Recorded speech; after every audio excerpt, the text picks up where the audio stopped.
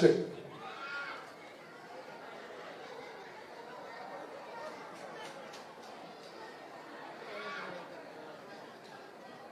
தாய் தமிழுக்கு முதல் வணக்கம். நண்பர்களே, உங்களுடைய நீங்கள் நின்று கொள்ளாமல் நீங்கள் இருக்கக்கூடிய இடங்களில் அவ்வாறு அமர்ந்தால் நிகழ்வை அழகாக நடத்துவதற்கு உதவியாக இருக்கும். உங்களுடைய அன்பையும் உதவியும் நாடுகின்றோம். நன்றி. ஒரு அருமையான காலை பொழுதில் உங்களை எல்லாம் சந்தித்ததில் மிக மகிழ்ச்சி.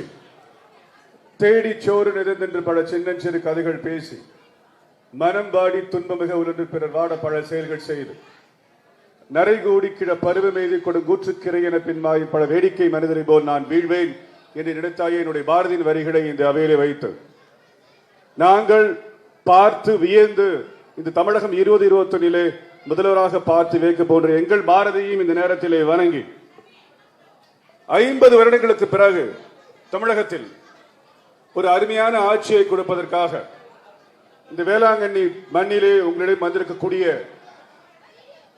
கலை உலகில் நீலகங்களை அளந்தோர் இப்பொழுது தமிழ்நாட்டினுடைய அரசியலை மட்டுமல்ல புது அரசியலை படைக்கப் போகின்ற நம் தலைவரை நம்மவரை மிகப்பெரிய பலத்த கரகோஷத்துடன் அவரை வரவேற்போம். MS உதயமூர்த்தி அழகாக சொல்லுவார், உங்கள் எண்ணங்கள் உங்களுடைய வாழ்வை நிர்ணயிக்கப் போகிறது. Your attitude decides your altitude என்று சொல்லுவார். மக்கள் நீதி மையத்திலே போடப்படுகின்ற ஒவ்வொரு விதைகளும் அது 7 அம்ச திட்டமாக இருந்தாலும் சரி, பேசுகின்ற வார்த்தைகளாக இருந்தாலும் சரி, ஒவ்வொரு மனிதரையும் ஈர்க்கும் விதத்திலும் ஒவ்வொரு மனிதரையும் சந்தோஷப்படும் வகையிலும் ஒவ்வொரு நாளும் புது புது திட்டங்களை அறிவித்துக் கொண்டிருக்கக்கூடிய எங்களுடைய நம்மவர் தலைவர் அவர்களை மீண்டும் ஒருமுறை இந்த வேளாங்கண்ணி சந்தோஷமாக பலத்த கரகோஷத்தோடு வரவேற்கட்டும். இறையின்புடைய ஒரு வார்த்தை இருக்கிறது, ஃப்ளோட்டிங் ரிவர் அப்படிம்பாங்க. மற்ற கட்சிகளை பேசும்பொழுது ஆளுகின்ற கட்சிகள் தொடர்ச்சியாக ஊழலுக்கு சொந்தக்காரர்கள், கரை படிந்தவர்கள். ஆனால் நாங்கள் தேங்கிய குட்டையாக இருந்து விடாமல் ஓடும் நதியாக, ஏன் சார் ஓடும் நதி சொல்றோம் அப்படின்னா, ஓடும் நதிக்கு 3 அல்லது 4 குணாதிசயங்கள் உண்டு. ஒன்று, அது கண்டிப்பாக விவசாயிக்கு பயன்படும். இரண்டாவது, அங்கு உள்ள உயிரினங்களுக்கு பயன்படும். மூன்றாவது, மின்சாரம் தயாரிக்க பயன்படும். நான்காவது, தன்னுடைய உருவத்தை மாற்றிக்கொள்ளாமல் அது மகாநதி சங்கமத்திலே சங்கமிக்க முடியும். நாங்களும் மக்கள் நீதி மையமும் விவசாயிகளுக்காக, மீனவருக்காக, மகளிருக்காக, இளைஞர்களுக்காக அனைவருக்குமான ஒரு சீரமைப்பும் தமிழகத்தை என்ற ஒரு வார்த்தையை கையில் எடுத்துக்கொண்டு நாங்கள் வைத்திருக்கக்கூடிய தலைவர் தமிழ் கூறும் நல்லுலகம் பார்த்து பாதுகாக்கப்பட வேண்டிய பொக்கிஷமான ஒரு தலைவர். நேர்மை, திறமை, அஞ்சாமை என்ற ஒரே வார்த்தைக்கு சொந்தக்காரர், நம் தமிழ் மண்ணின் மைந்தர். சீரமைப்பும் தமிழகத்தை என்ற வார்த்தையோடு இந்த தமிழகம் தலைநிமிர வேண்டும் என்றால் அவர் 2021 ஆட்சி பீடத்தில் ஏறி தமிழ்நாடு தமிழகத்தினுடைய வளங்களை வறுமை கோட்டிலிருந்து செழுமை கோடு செல்வதற்கு காரணமாக இருக்கக்கூடிய நம்ம அவரை மீண்டும் ஒருமுறை வரவேற்று அவரை பேச அழைக்கின்றேன்.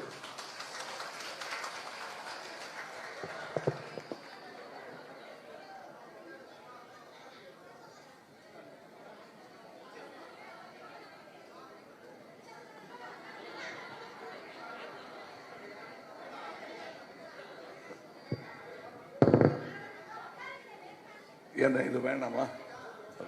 இப்போ ஓகே, கொஞ்சம் பின்னாடி இருக்கிறவங்க பார்க்க முடிஞ்சா நல்லா இருக்கும். கொஞ்சம் உட்காந்துட்டீங்க.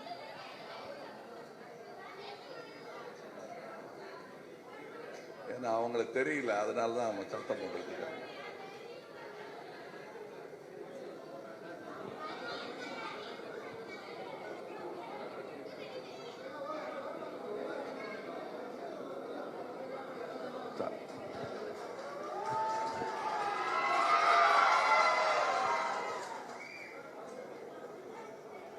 அனைவருக்கும் வணக்கம்.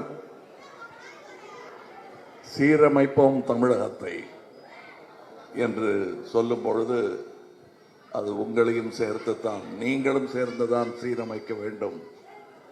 அதற்காக எங்கள் கைகளை நீங்கள் வலுப்படுத்த வேண்டும். இங்கே நான்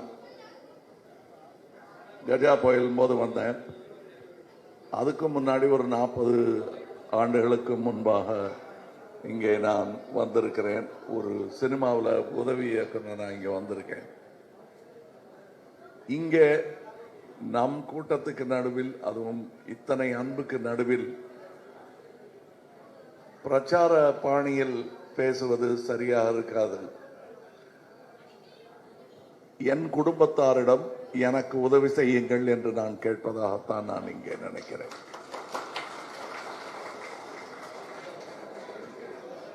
நாங்கள் எவ்வளவு மரியாதையாக பேசினாலும் மரியாதை கெட்டதனமாக பேசுவதற்கு அரசியல்வாதிகள் இருக்கத்தான் செய்கிறார்கள். அவர்கள் அப்படி பேச பேச உங்களுக்கு நல்லது எது கெட்டது எது என்பது தெளிவாக தெரியும். நல்லவன் யார், கௌரவமானவன் யார், அது இல்லாதவர் யார் என்பதை நீங்கள் புரிந்து கொள்ள ஒரு அற்புத வாய்ப்பாகவே நான் இதை எண்ணுகிறேன்.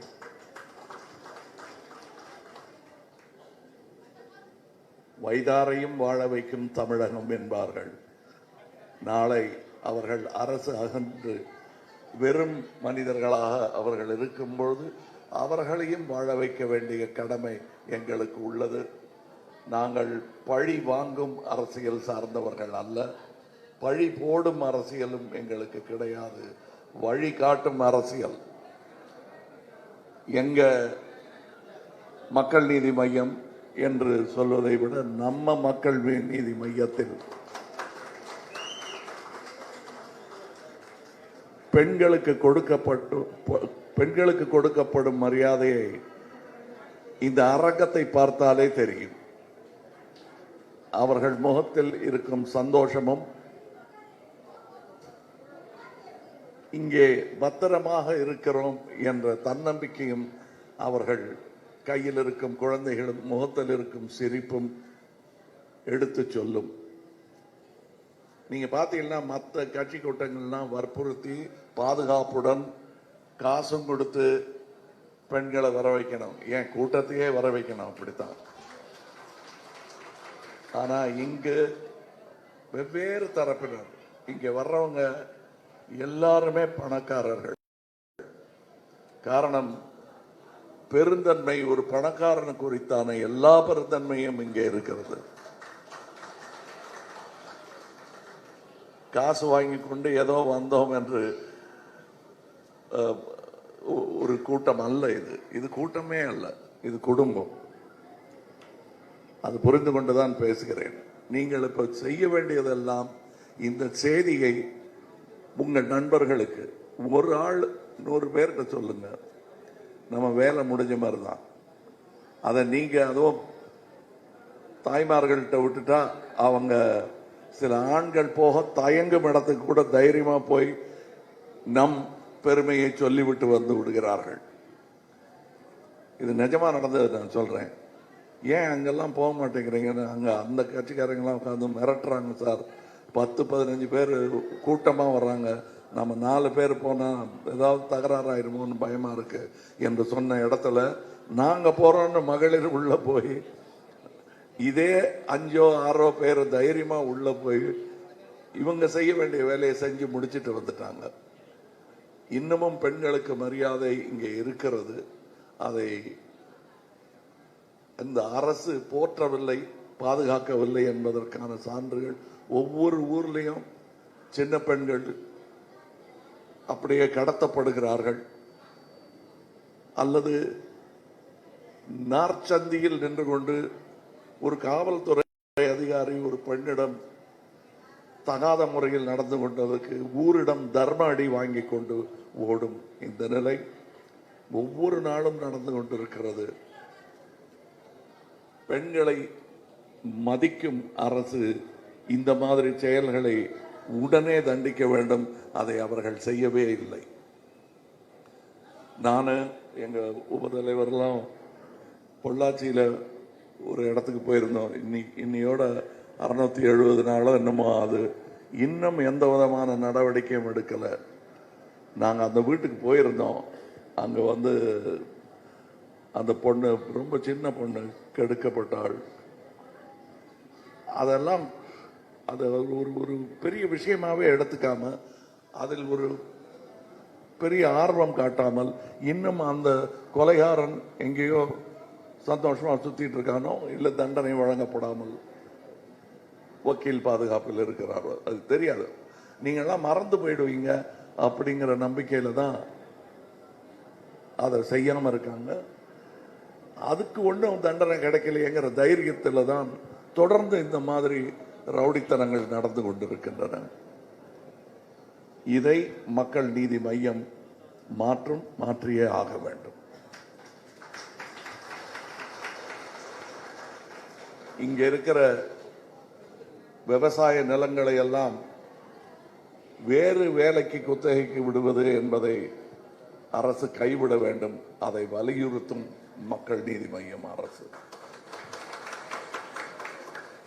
தமிழக உரிமைகளை விட்டுக் கொடுக்கும் ஒரு ஒத்து ஊதும் அரசாக மக்கள் நீதி மையம் இருக்கவே இருக்காது என்பதுதான் நாங்கள் உங்களுக்கு கொடுக்கும் வாக்குறுதி. மற்றபடி எங்கள் கொள்கை என்ன என்று கேட்டால் உங்கள் நலன் எங்கள் நேர்மை. இந்த ரெண்டு கலவையும் போதும் தமிழகத்தை தலைநிமிர்த்த. அதுவே போதுமானது. நம் கூட்டத்தில் இதற்கு மேல புள்ளி விவரங்கள் சொல்லி ஓட்டு சேகரிக்க வேண்டியதில்லை. இங்கு நான் வந்தது ஓட்டு சேகரிக்கவல்ல, உங்களை சேகரித்து கொடுங்கள் என்பது கேட்பதற்காக வந்தேன். நீங்கள் நினைத்தால் அதை செய்ய முடியும். உங்களுடைய இந்த சந்தோஷத்தை, இந்த ஆர்வத்தை உங்கள் சகோதரிகளுக்கும் தொற்றுமாறு பார்த்து கொள்ளுங்கள். இந்த கோவிட் நேரத்தில் அதை தவிர்த்து விட்டு இந்த சந்தோஷத்தை பகிர்ந்து கொள்ளுங்கள். குழந்தைகளுக்கெல்லாம் தயவு செய்து முகமூடி, முகக்கவசம் போட்டு வையுங்கள். நம்ம சந்தோஷத்தில் அவங்கள கவனிக்காம விட்டுறக்கூடாது. போகும் இடமெல்லாம் நான் சொல்லிட்டு இருக்கேன். எனக்கு பெருமை தான் நீங்க குழந்தைகளோட எங்க கட்சி கூட்டத்துக்கு வர்றது. இருந்தாலும் பாதுகாப்பாக வாருங்கள். நம் தோழர்கள் உங்களை பாதுகாப்பாக வீட்டுக்கு அனுப்பி வைப்பார்கள் என்பது உறுதி. நம்முடைய குணாதிசயங்களில் இதுவும் ஒன்று. அரசும் அப்படித்தான் அமையும் என்று நான் நம்புகிறேன். இதே சந்தோஷத்துடன் நம் சந்தோஷத்தை மற்றவர்களுக்கும் பகிர்ந்து தமிழகத்துக்கு நடக்கப் போகும் நல்லவைகள் எல்லாம் நாங்கள் பட்டியலிட்டு தர, அந்த பட்டியலை நீங்கள் கொண்டு சேர்க்க வேண்டிய இடங்களில், அதுவும் பட்டி தொட்டிகளை எல்லாம் கொண்டு சேர்த்தால் நாளை நமதாகும், நிச்சயம் நமதாகும். நன்றி, வணக்கம்.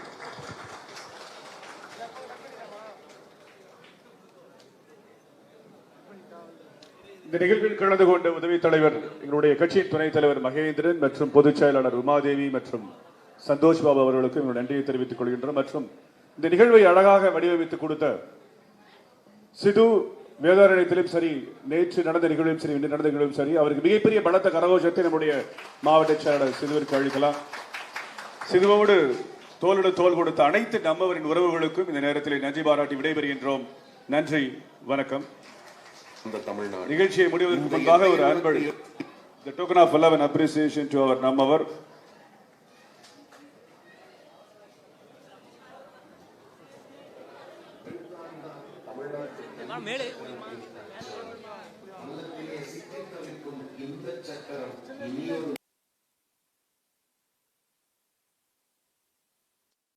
சாரணி, தமிழ்நாட்டின் சாரணி.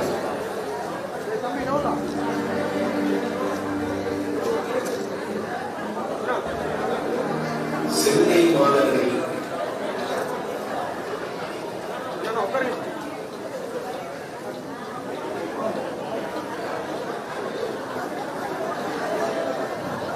பெண்களின் எழுச்சி மக்களின் வைத்து தொடர்ச்சியாக நடந்து கொண்டிருக்கிறது. நம்மவர் சொன்னது போல பெண்களின் பாதுகாப்பு, பெண்களுடைய வளர்ச்சி மிக முக்கியமாக இருக்கக்கூடிய காலகட்டங்களில் பெண்களுடைய சேர்க்கை இப்பொழுது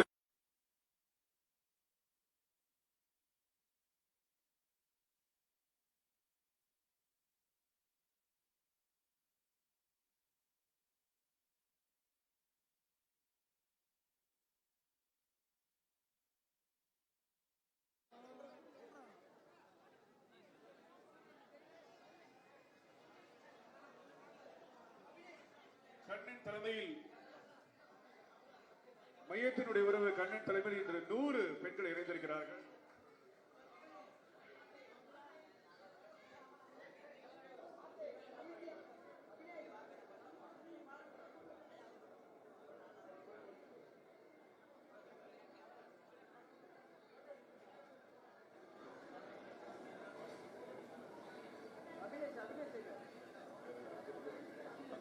கவியரசன் கீர்த்தி. கபினேஷ் கவியரசன் கீர்த்திவாசன் தலைமையில் இன்று 100 இளைஞர்கள் இணைந்திருக்கிறார்கள். அவர்களை மேடைக்கு ஒரு 20 சேர்ந்து வருமாறு கேட்டுக்கொள்கின்றோம்.